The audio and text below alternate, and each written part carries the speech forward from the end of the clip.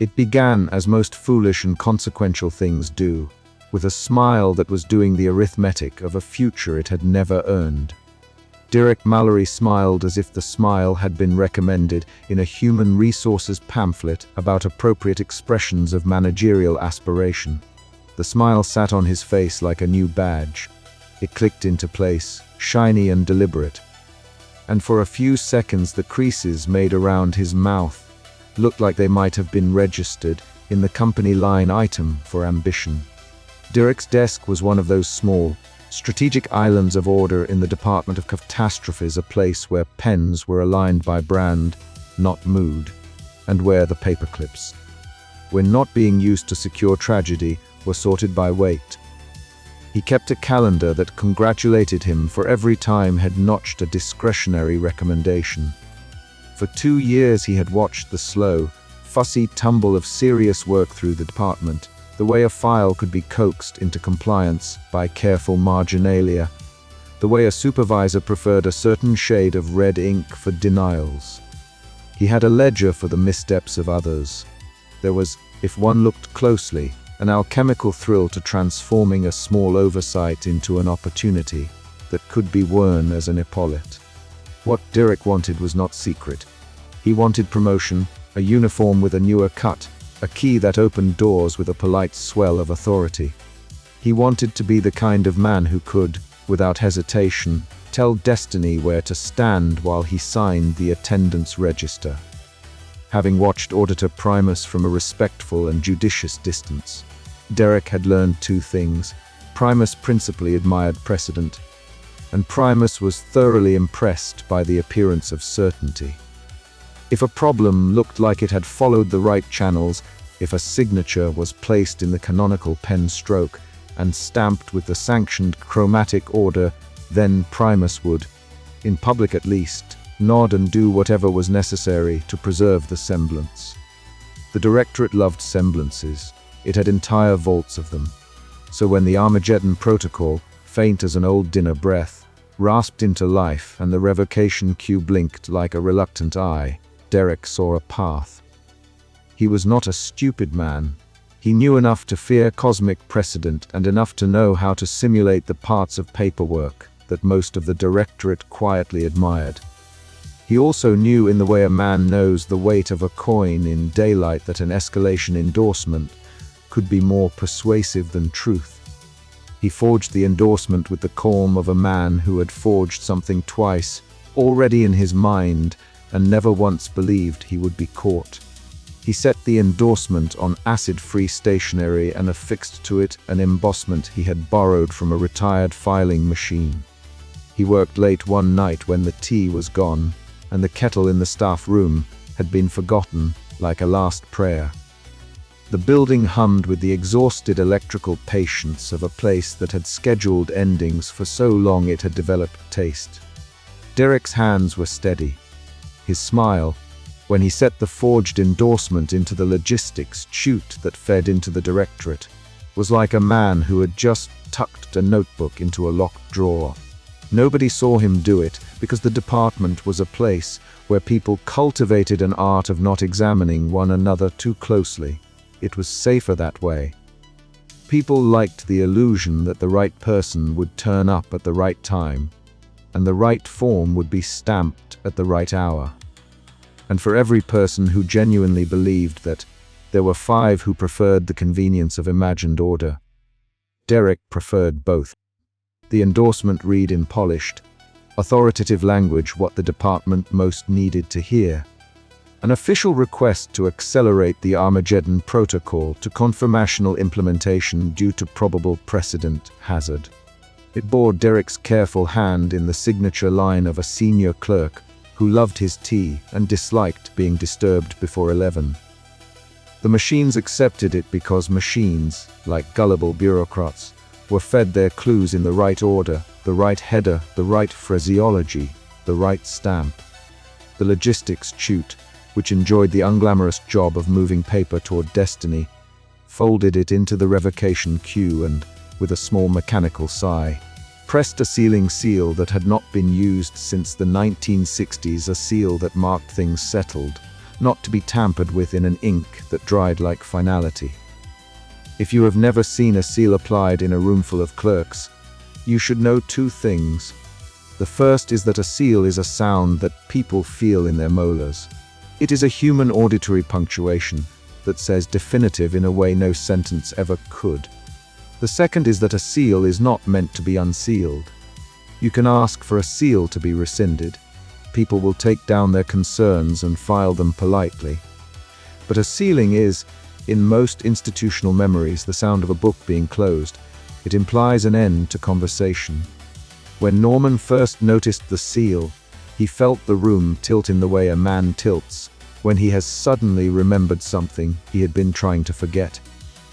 He had been at his station, doing what he did best, annotating, folding, making tiny marks that made larger things behave. Norman could not have described the seal in the terms the department used.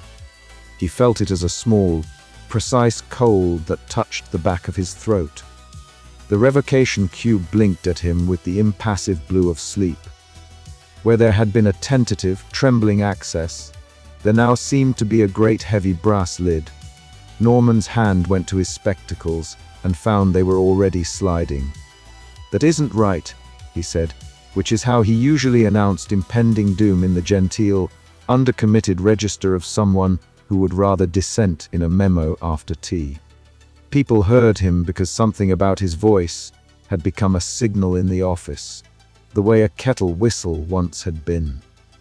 Aria looked up from her table of memos as if she had been expecting exactly that phrase in the moment she didn't know she had been waiting for. Tom Chalk rotated his chair and made a noise that might have been sarcastic but, in the circumstances, might also have been a tiny alarm. "Who sealed it?" Norman asked. He sounded like a man who had discovered a single misshelved book in a library and knew that misshelving could metastasize. Clara, who had been counting biscuits, frowned and rotated her head as if her neck might not be able to reach all the angles of suspicion. Gideon tapped a console and watched log lines scroll with the same tenderness with which a man checks his own pulse. "It was accepted by the Directorate Relay at 0802, he said, "and there is an endorsement attached."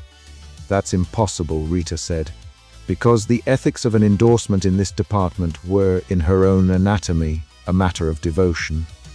Endorsements have to clear 3 verifications. "Not if the right machine says yes," Tom said. He had the habit of stating uncomfortable facts as if making a clever aside.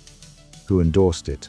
Norman asked again, because he was human, and the human thing is to ask the question you think will fix everything.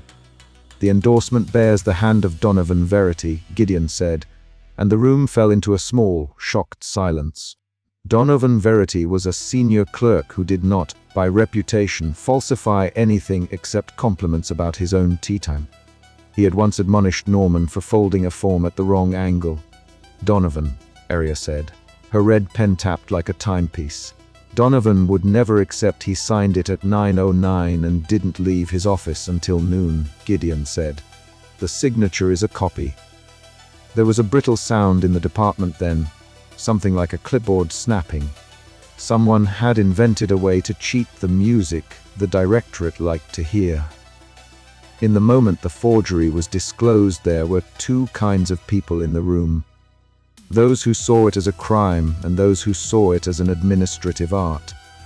Norman, who had been raised on rules and the peculiar holiness of marginalia, stood squarely among the shocked. "Then it's a forgery," he said. He had never said the word with such authority. Derek Mallory, who had arranged his ambition with great care, had watched the seal be applied from his office like a conductor measuring the precise length of a rest. He had expected appreciation. He had not expected a floor giving way. Somewhere higher up an apparatus, the size of historical inevitability, the Directorate noticed the mudline of alteration. Auditor Primus blinked the way a stamp does when it is rubbed. Primus did not theatrically stamp a document and then shift a file to the left for effect. Primus reacted as a human might if a very old and clean houseplant had been moved in the night. The Directorate's response was swift and elegant, An administrative hold marked investigatory lock escalation pending descended over the revocation queue like a net. It could be appealed, but appeals had to pass through an unsettling number of steps and through forms that insisted on being precise about the color of grief. "They've put an investigatory hold on everything," Rita said. "That means the revocation can't be processed until they clear the endorsement, which means the Armageddon protocol continues to wind down," Tom said. "We might have hours, we might have less." Norman felt a movement in his chest like a small, well-trained animal trying to push free of a net. For a moment he thought of going to his desk and beginning the old work of marginalia and order. He thought briefly of a life described in small obedient steps, of the comfort of always having paperwork be the answer. That thought left him with a colder hand than the seal. Aria's face was unreadable. People had a favorite voyeuristic hobby of imagining bureaucrats as heartless creatures who loved procedure for its own sake. Aria had always been more complicated than that. She resembled a fortress with one particular, carefully hidden window. Norman had suspected for months that the fortress could be breached when the weather was right. "We need to find out who did it and why," she said finally, and it was a small and perfect order. "And if it's internal, if it's one of our people, we're going to have to be careful. The Directorate will use it as an excuse to tighten everything." It was Aria, against her own institutional training, who first admitted a truth that made the room tilt plastically. In the hush that followed, she turned toward Norman, as if she had chosen him because the gesture was the least invasive of all the invasions she could make. "There was a time," she said, "when I delayed a minor regional protocol to save someone I loved. It was a breach. I wrote the memo for it and filed it under emergency compassion. I paid for it in paperwork for years." Her red pen stilled. "I delayed the protocol. I lied on a form, Norman. I thought I was doing the right thing. It cost me my promotion, and it taught me how to do what was necessary when the rules fail humans." The admission fell into the room like a biscuit into tea, inevitable and oddly fortifying. Norman didn't know whether he had expected Aria to be a machine. He had not. He had expected her to be more precise, more distant. Instead, she was someone who had once feathered a small lie to save someone.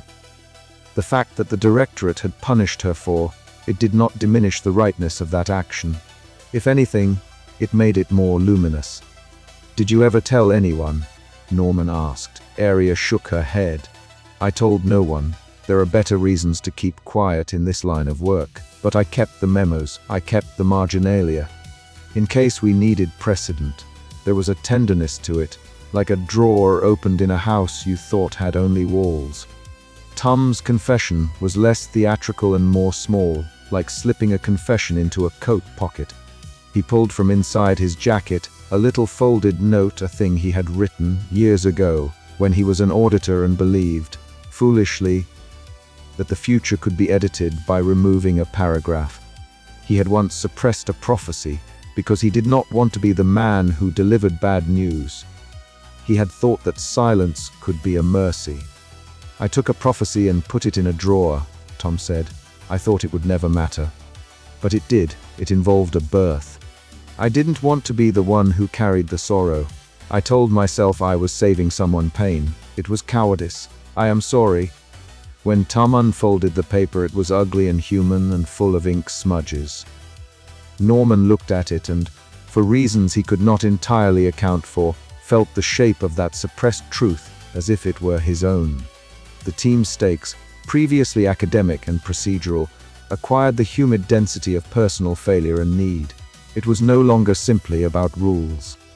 It was about the fact that people made mistakes, and other people felt them. While these intimate reckonings took place, the department churned with the consequences of the forgery. Donovan Verity, the man whose hand had been copied, turned pale and swore that he had been in his office the whole morning reading memos and tasting his tea for clarity. The Directorate's investigatory agents circulated like seabirds, peering at forms and lifting stamps like bones. Someone upstairs, a person who liked tidy outcomes and who was fond of the sound of a gavel, smelled an opportunity.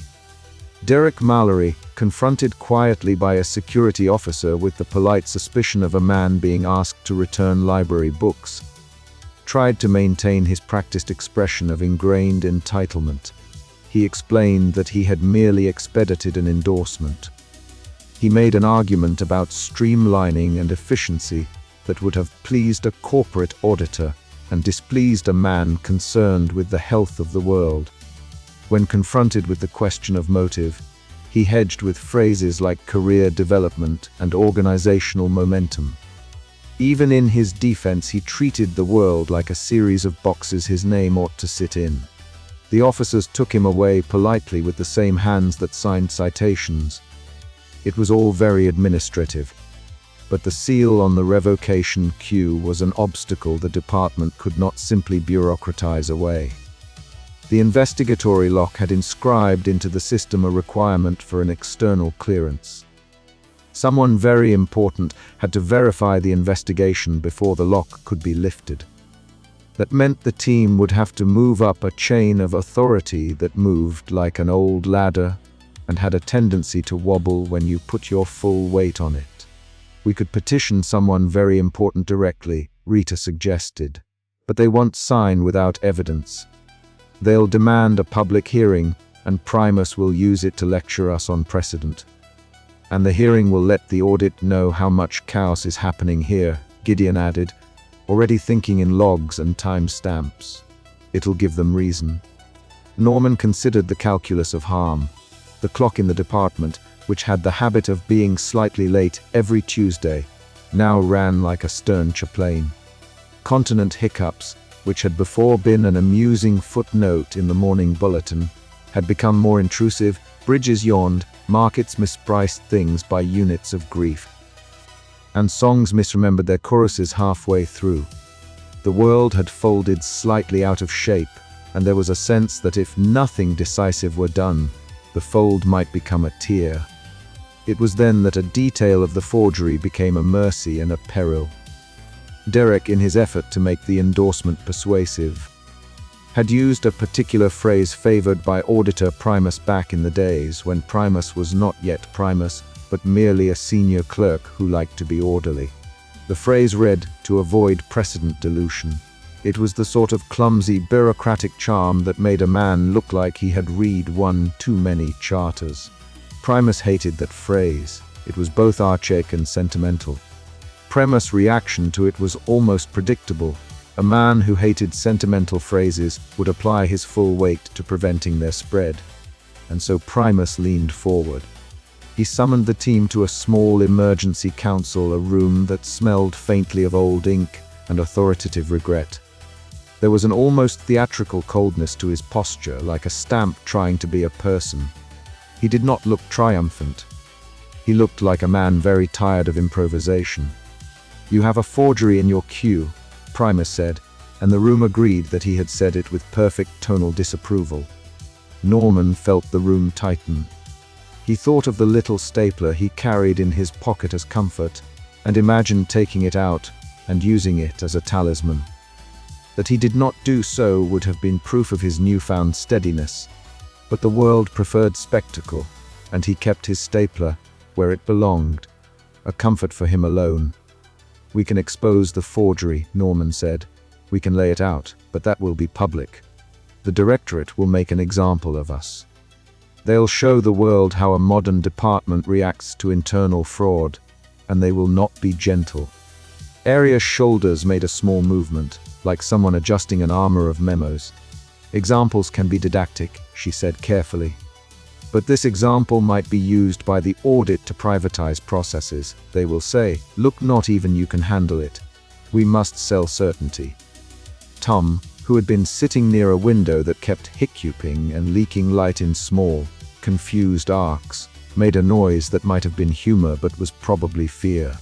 "So we can either expose Derek and risk audit privatization," he said, "or we can try to unseal it ourselves, which would require a level of procedural improvisation that the directorate defines as a moral hazard."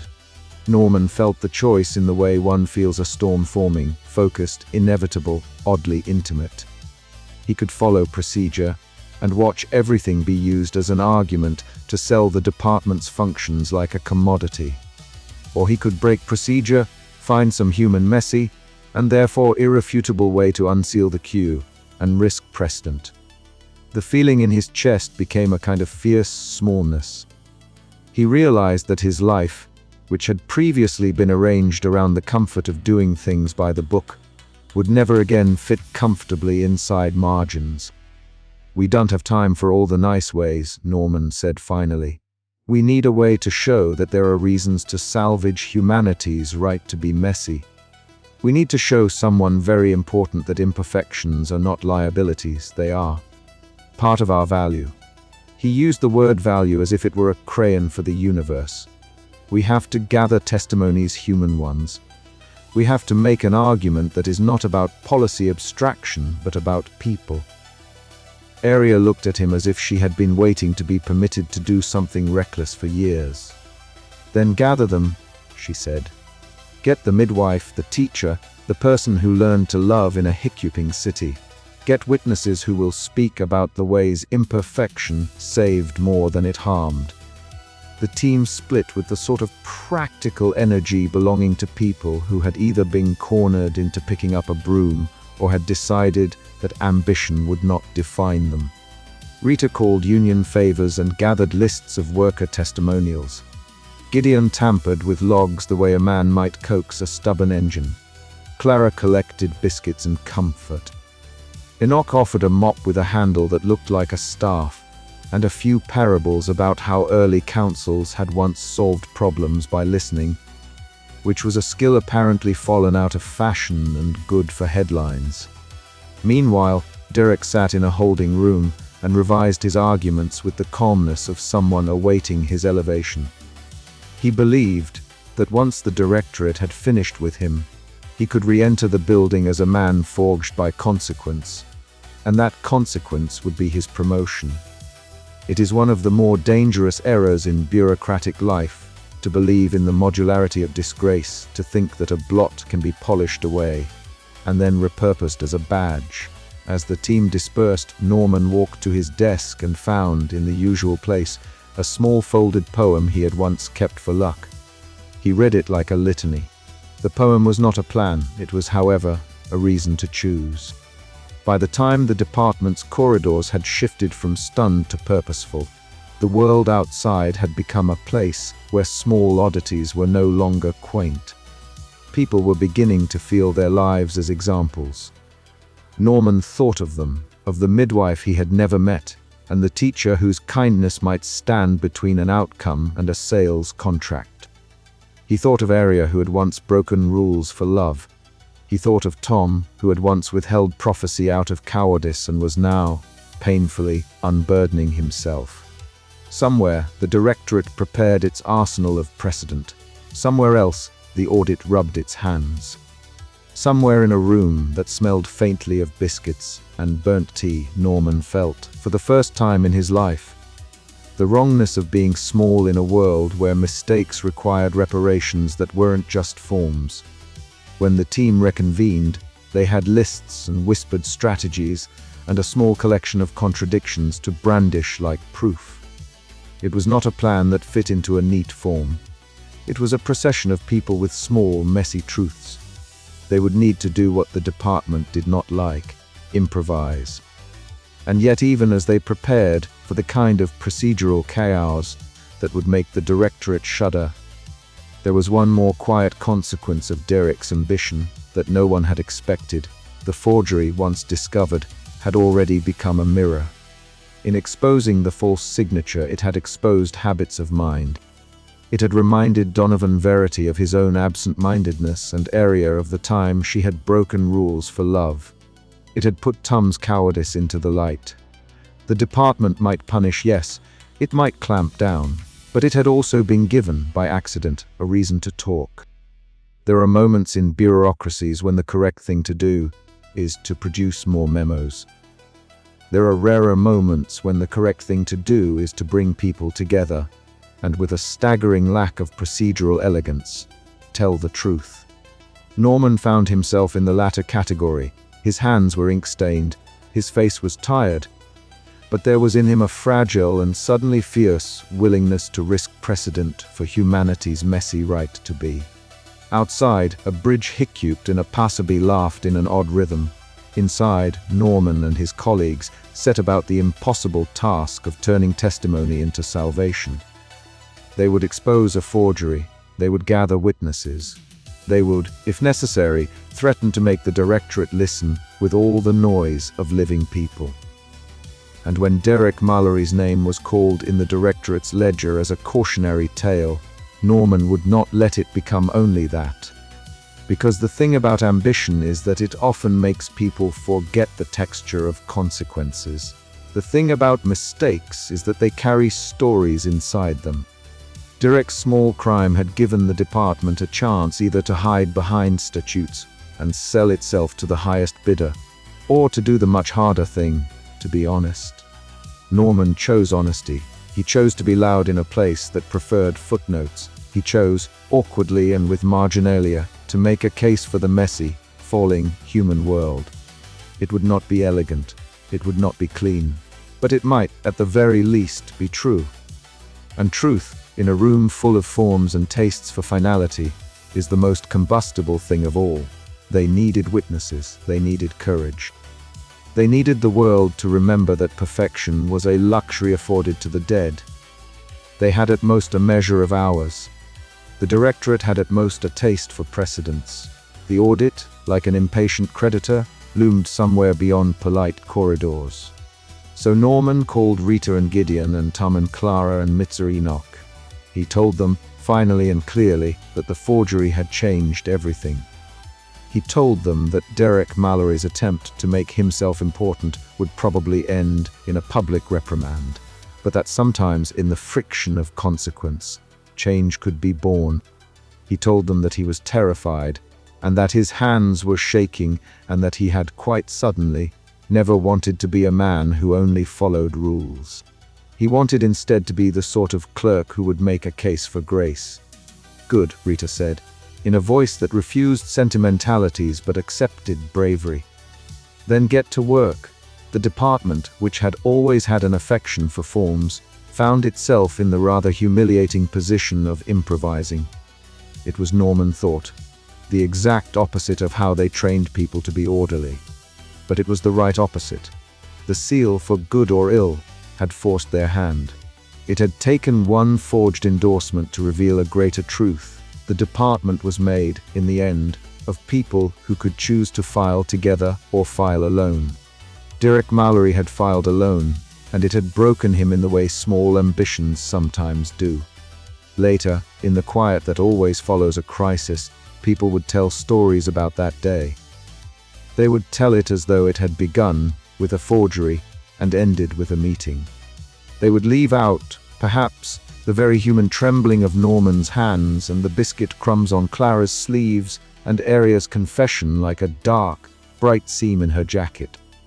But the people who were there would remember the sound of the seal and the way it forced them into an ugly, tidy choice: follow precedent or follow people.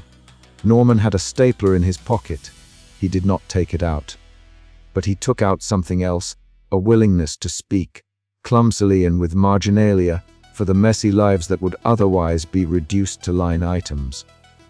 It was the most dangerous thing he had ever carried, and it was the most honest.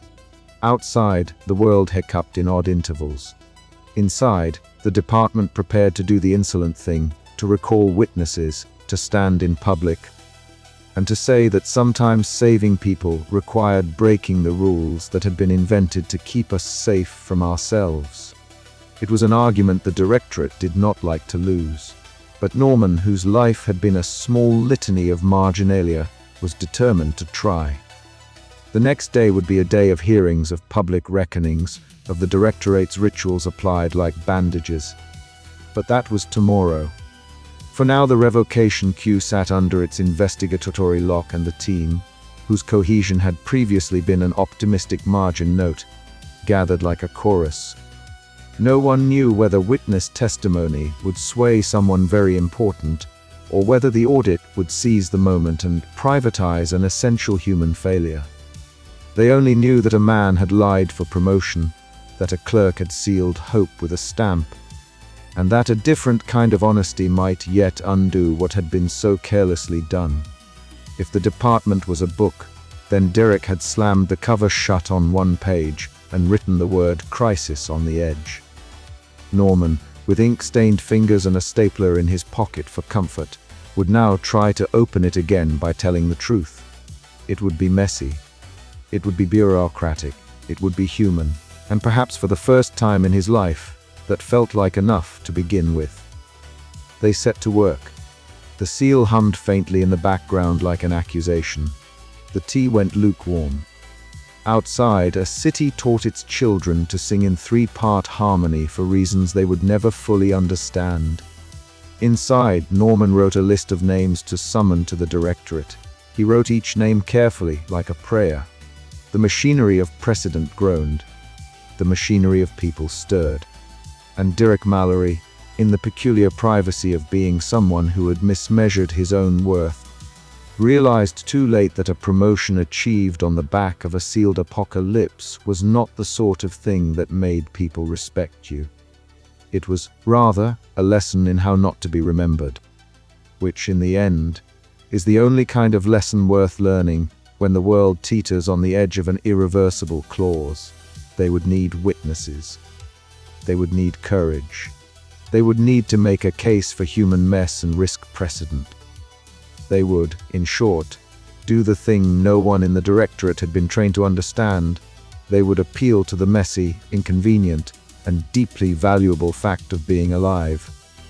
And so, as the night stretched thin and the department with urgent marginalia, Norman and his colleagues prepared to lay their testimonies out like newly drafted forms. It was not elegant, it was not tidy. It was, however, possibly the only way to stop something that had been started by a misfiled stamp and a man's ill-placed smile. The seal watched them. The world hiccuped. They began to speak.